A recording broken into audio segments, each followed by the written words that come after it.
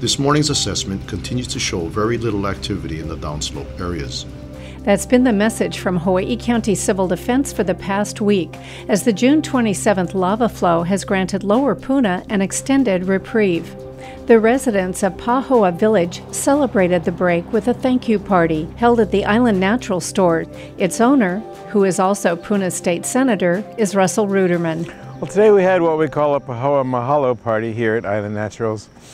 We're sort of saying thank you to Pele and the whole town of Pahoa for, we had a party about 6 months ago. We called it a Pele party when it looked like lava was heading towards the town and we didn't know what the fate of Pahoa would be. Rather than all somber and grief and worry, we thought we'd have a little celebration.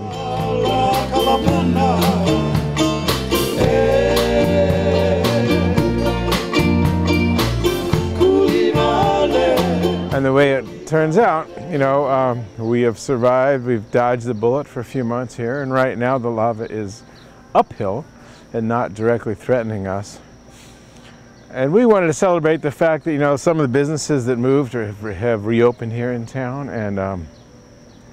and things are getting back to normal. And we got through a very difficult stage here at the store because for a few months we were the only real grocery store in town. And honestly, it was more than we could handle, so it was stressful, very stressful for our staff. And it was crowded, and the customers and the staff had to put up with some crowded conditions and lack of parking. And there's a lot of hope still alive, not a single person has been hurt, not a single home has been burned. Yet we have schools closing down, we have people moving out. And I'm not sure that the doom and gloom is all necessary. Even if the lava continues, we might be okay out there with the assistance from everybody, and there's a lot of people planning to try to be okay. So it's not civil defense's job to project optimism. I recognize that. It's their job to get people prepared, and prepared for the worst and hope for the best, as has been said. They're doing a very good job. But it's got to be somebody's job, and for right now I'll take it on as mine, to project the fact that life will go on. And don't write Pahoa's obituary yet. Don't write Lower Puna's obituary. It's very troublesome to hear people doing that. Well, there was a bit of a decrease. It seemed to me that we lost 10 or 15% of our population.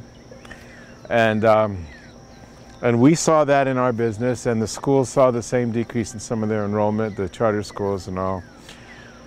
Then at the time when Malama Market closed, we saw an uptick. Actually, it got back to normal, and even maybe 15–20% busier than normal because of that reason. So it kind of went down and up again, and I do think the population's a little bit less than it was, but things are kind of getting back to normal.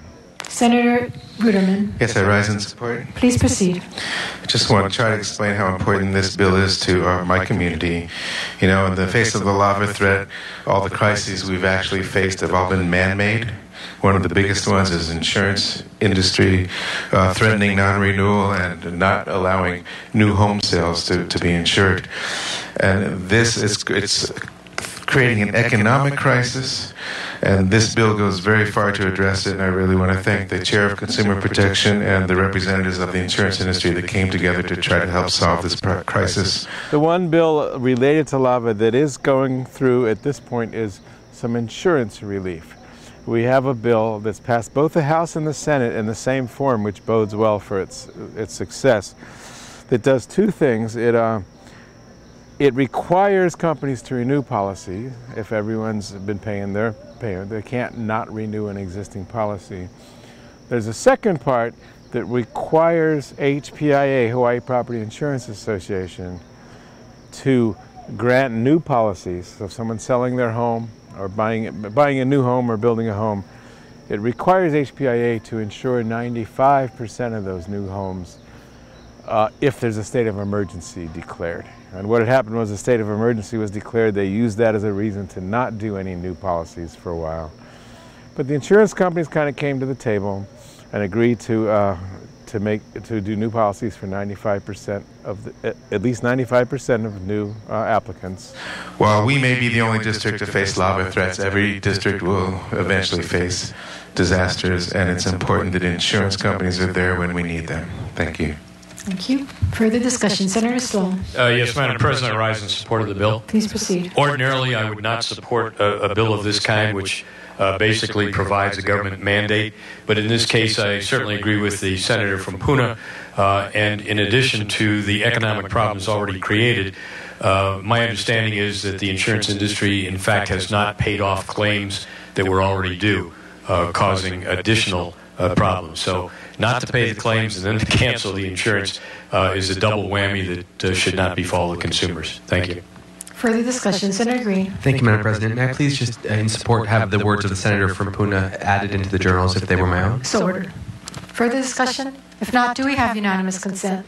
And that's perhaps the biggest thing that we got.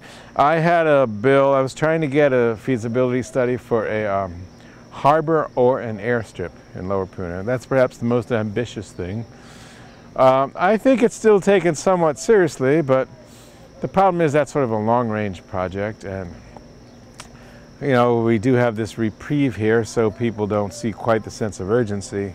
For me, that would be foolish if we didn't do long-range planning while we have some time. We have a little extra time, but that's really a gift. I think it would be foolish to not do the planning we need to do for the idea that the lava may isolate us at some point in time. If it's not this year, it might be next year or 2 years. John Kennedy said you should fix the roof while the sun's shining. You know, so I think we should plan for the survival of an isolated community while we have some time, not wait till the very last minute. That bill got signed by all the Big Island senators except one. I'm sorry, it's a resolution at this point. Not getting the bill through, I passed a resolution to request a feasibility study. I think the airstrip is really much more likely than a harbor. And I got a lot of signatures on it. I'm not sure if the resolution is going to be heard or not. And we do have some money in the budget at this point in time for an alternate road out of Puna that we have high hopes for. And while it's not related to the lava, we are hoping for a significant amount of money to help fight albizia, which is what devastated our community with the tropical storms that came through. So where's that one stand right now? Right now it's not alive as a bill, but it is. We hope to get it as a line item in the budget for ongoing contribution. We hope that the state, county, and federal governments, as well as HELCO, can each put in a couple $1 million a year to proactively clear albizias from the highways and the power lines. So the next time a storm comes through, it won't be such a disaster. There's one right there. It certainly fell over, and this is how it is throughout the subdivision here right now. A lot of roads are impassable. The county's pretty much cleared up the major ones, but you've kind of got to zigzag around to get where you're going. Well, yeah, we had a storm, I was in January, I think it wasn't that big a deal, but it caused a bunch of power outages again, and there's albizias that were still standing. So that's where those bills stand.